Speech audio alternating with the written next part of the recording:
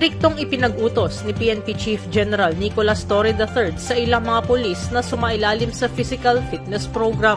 Ayon kay Torre, maglalaan siya ng 2 araw sa isang linggo para mag-exercise at magpapayat ang mga pulis. Sabi ng PNP Chief, ang direktibang ito'y para lamang sa mobile force members na may broken hour shifts sa pagitan ng alas 8 ng umaga hanggang alas 5 ng hapon.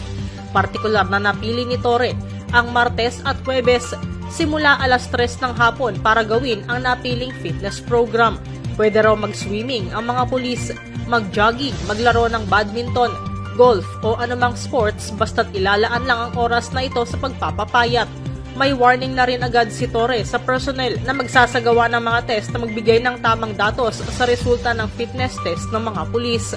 Ido-double check din daw ni Torre ang mga nakapasa at para mapatunayang pumasa nga ang mga ito, pagagawin niya ang mga ito ng 40 push-ups at kung hindi ito magagawa, tutugisin niya ang mga nagpalusot na makapasa ang mga ito na posibleng mahanay sa mga madidismiss.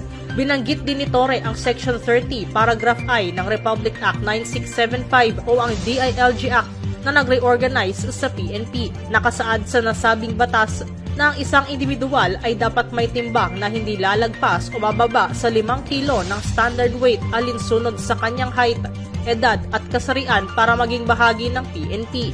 Ayon naman kay Brigadier General Jean Fajardo, tagapagsalita ng PNP, ang mga babagsak na pulis sa physical fitness training ng 2 beses ay sasalang sa retraining. Bukod sa retraining, posible ring hindi na sila kwalipikadong mapromote sa trabaho.